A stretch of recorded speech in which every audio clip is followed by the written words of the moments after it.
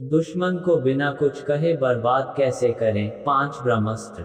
दोस्तों, आज हम इस वीडियो में महाभारत में अपनाए गए तथा आचार्य चाणक्य जी के नीति शास्त्र में वर्णित ऐसे शत्रु नाशक उपाय के बारे में जानेंगे, जिसके माध्यम से आप अपने से ज्यादा ताकतवर शत्रु को भी आसानी से हरा सकते हैं और बड़े बड़े युद्ध को भी जीत सकते हैं।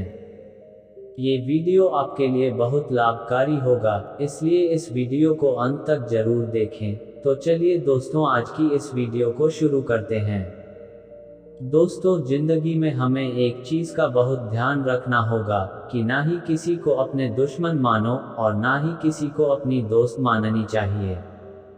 हमें बस यही ध्यान रखना है कि किसी भी आदमी को हमारी वजह से कोई नुकसान नहीं होनी चाहिए। दोस्तों, दुनिया में ज्यादातर लोग आपसे मिलते हैं, आप माने या ना माने वह आपसे ज्यादा शक्तिशाली ही होते हैं।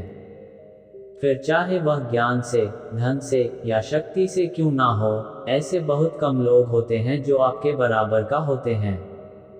दोस्तों, अगर आपका मुकाबला किसी आदमी से हो रहा है और वह आदमी चाहे आपसे कम ताकतवर वाला व्यक्ति हो या फिर आपके बराबर ताकत का व्यक्ति, या चाहे फिर वह आपसे ज्यादा ताकतवर व्यक्ति क्यों ना हो जाए, अगर संभावना किसी एक को जिंदा रहने की हो तो वह व्यक्ति सिर्फ और सिर्फ आप होनी चाहिए। दोस्तों, आज हम इस वीडियो में आचार्य चाणक्य जी के द्वारा बताए गए 5 ऐसे चतुर चमत्कार नीति को महाभारत में अपनाए गए उदाहरण के माध्यम से समझेंगे, जो आपके लिए बहुत फायदेमंद होगा। दोस्तों, जो आखिर पॉइंट है उसके माध्यम से आपके शत्रु चाहे कितना ताकतवर क्यों ना हो, आप उसे बड़े ही आसानी से हरा सकते हैं। पहला संधि, दूसरा विग्रह, तीसरा आसन, चौथा यन, पांचवा संश्रय। पहला संधि, हम इसे एक महाभारत के उदाहरण के माध्यम से समझते हैं। भगवान श्री कृष्ण ने कौरवों के पास पांडवों के पक्ष संधि के प्रस्ताव लेकर गए थे, और इसकी सबसे बड़ी वजह ये थी कि उनके पास शकुनी जैसी भारी कूटनीतिज्ञ थे। दूसरा चीज ये थी कि दुर्योधन अपने समय का सर्वश्रेष्ठ गदाधर था, और सबसे बड़ी बात ये थी कि उनके पास 5 सबसे ताकतवर और अमर जैसे लोग थे, जिन्हें मरना तो दूर हराया नहीं जा सकता था। पहले पितामह भीष्म, जिनको इच्छा मृत्यु की वरदान थी। दूसरा द्रोणाचार्य, उन्हें यह वरदान था कि जब वह खुद अपनी इच्छा से शास्त्रों का त्याग नहीं कर देते तब तक ना तो कोई उन्हें मार सकता है और ना ही उन्हें कोई हरा सकते हैं। तीसरा महारथी कर्ण, उनकी कवच कुंडल और दिव्यास्त्र उन्हें अमर और अजय बना देता था। चौथा कृपाचार्य और पांचवा अश्वत्थामा, यह एक दोनों युद्ध विद्या और कूटनीतिज्ञ में इतने पारंगत थे कि उनकी मृत्यु न के बराबर था, पर पांडव की तरफ से इस लेवल का सिर्फ एक ही योद्धा था, वह था अर्जुन। और सबसे हैरान कर देने वाली बात ये थी कि कौरवों के पास पूरी नारायणी सेना थी, जो पांडव के सेना से बहुत ज्यादा थी और बहुत शक्तिशाली भी थे। दोस्तों, सभी लोगों से लड़कर जितना शायद सभी के लिए ना के बराबर है, इसलिए अपने से ज्यादा ताकतवर, अपने से बराबर ताकतवर और अपने से कम ताकतवर लोगों के साथ अच्छे संबंध बनाकर रखना चाहिए, और कुछ ऐसा रिश्ता निकालना चाहिए जिसमें सामने वाले को भी और हमें भी संतुष्ट हो जाए और दोनों का काम शांति से होता रहे। आपको इस चीज को भी समझना पड़ेगा कि आप चाहे कितना भी ताकतवर क्यों ना हो, चाहे सामने वाले को चींटी के तरह क्यों ना मसल सकते हो, तो भी आपको इस बात की कोशिश करना चाहिए कि कुछ भी मामला हो वह शांति से निपट जाए। दूसरा, विग्रह पैदा करना। दोस्तों, अगर 2 या 2 से ज्यादा लोग आपके विरुद्ध काम करें और आप अकेला हैं, तो वह आप पर भारी पड़ेंगे, लेकिन उनसे जीतने के लिए और उनको नुकसान पहुंचाने के लिए 2 चीज किया जा सकता है। पहले है कि उन लोगों में आपस में फुट पैदा की जाती है, और दूसरा ये किया जा सकता है, हमारा दुश्मन जिस चीज की दम पर ज्यादा उछलता है, उसी चीज को ही हटा दिया जाता है। महाभारत के उदाहरण से समझते हैं। दोस्तों, दुर्योधन की शक्ति कर्ण था, और कर्ण की शक्ति उसकी कवच कुंडली और दिव्यास्त्र में था, इसलिए युद्ध को जीतने के लिए कर्ण को रास्ते से हटाना जरूरी था। श्री कृष्ण ने कर्ण के साथ 2 संधि बनाए, जब वह नाकाम हुआ तब जाकर वह विग्रह नीति अपनाए।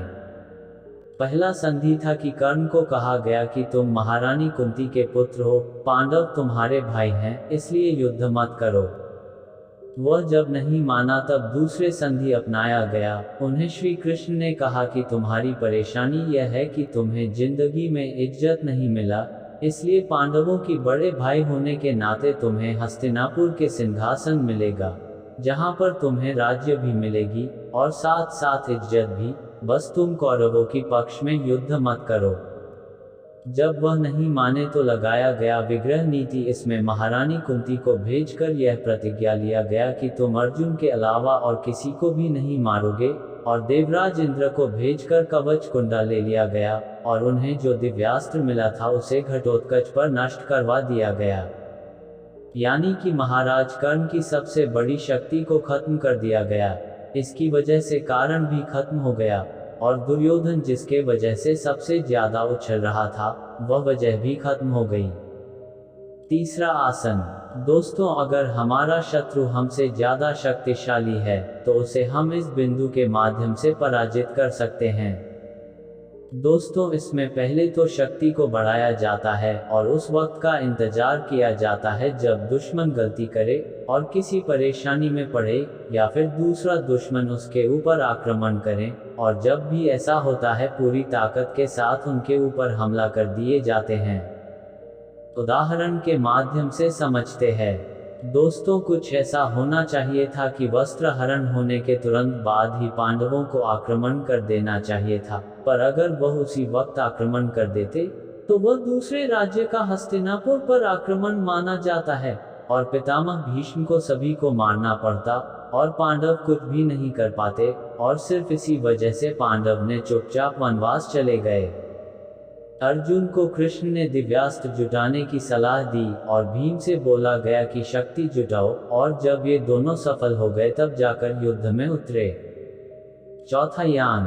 दोस्तों, इसमें असल में ये किया जाता है, दुश्मन के ऊपर पूरी ताकत के साथ आक्रमण किया जाता है।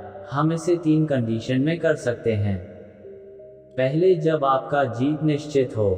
दूसरा, जब आपके पास और कोई विकल्प ना हो। तीसरा, और यह सबसे जितना हो सके उतना दूर ही रहना चाहिए, क्योंकि इसमें हमेशा सामने वालों का जितना नुकसान होता है हमारा लगभग उतना नुकसान होता है। उदाहरण के माध्यम से समझते हैं। पहली कंडीशन में पांडवों का तब सफल हुआ जब उनके पास श्री कृष्ण थे और उनके पास श्रेष्ठ धनुर्धर अर्जुन थे और अर्जुन के पास दिव्यास्त्र था। दूसरा कंडीशन में भगवान श्री कृष्ण अर्जुन को भागवत गीता के माध्यम से समझाएं कि अभी तुम्हारे पास कुछ भी विकल्प नहीं बचा है, सिर्फ युद्ध ही एकमात्र विकल्प है। तुम युद्ध नहीं करोगे तो दुर्योधन आपको छोड़ने वाला नहीं है। तीसरा, महाभारत में सभी कौरवों का नाश हो गया और बदले में पांडवों का सारे पुत्रों का नाश हो गया। पांचवा, संश्रय नीति। दोस्तों, ये तब तक अपनाया जाता है जब आपका शत्रु आपसे ज्यादा शक्तिशाली हो, आप कुछ भी कर भी उसकी कुछ भी नहीं बिगाड़ सकते हो। दोस्तों, उन्हें पराजित करने का 2 तरीके होते हैं। पहले, इस तरीके के शत्रु को हराने के लिए पहले उसकी शरण में आ जाओ और उसको ही यह बोलो कि आज से आप मेरे स्वामी हो और मैं आपका दास हूँ। आप जो बोलोगे मैं बिल्कुल वही करूँगा, और उसकी शरण में रहते रहते उसके जड़ खोदते चलो। इसमें शत्रु को लगना चाहिए कि आप उसका उपकार कर रहे हो। इसका सबसे बेहतरीन उदाहरण है शकुनी का नीति। जैसे धृतराष्ट्र ने 99 भाई के साथ उनके पिता को भूख में एक एक करके मारवाए थे, उसी प्रकार शकुनी ने धृतराष्ट्र के पुत्रों को अपने कूटनीति में फंसाया और एक एक करके मरवा दिया। दूसरा तरीका होता है कि आपसे जो ज्यादा शक्तिशाली होता है उसके शरण में आ जाओ। पांडवों को ये पता था कि गुरु द्रोणा और पितामह भीष्म उनके शत्रु से ज्यादा ताकतवर है, लेकिन ये दोनों सिर्फ आशीर्वाद के अलावा और कुछ नहीं दे सकते हैं। इसलिए श्री कृष्ण जी के पराक्रम को देखते हुए पांडवों ने उनके शरण में आकर खुद को समर्पित कर दिया। अपने जीत और हार सब उनके हाथ में छोड़ दिया। दोस्तों, ये थी चाणक्य नीति में वर्णित 5 ऐसे अचूक नीतियां जो भगवान श्री कृष्ण खुद अपनाए हैं। दोस्तों, आज के लिए इतना ही, फिर मिलेंगे अगले वीडियो में और कुछ नया सीख के साथ। तब तक के लिए आप स्वस्थ रहो, मस्त रहो और चैनल को सब्सक्राइब करना बिल्कुल ना भूले।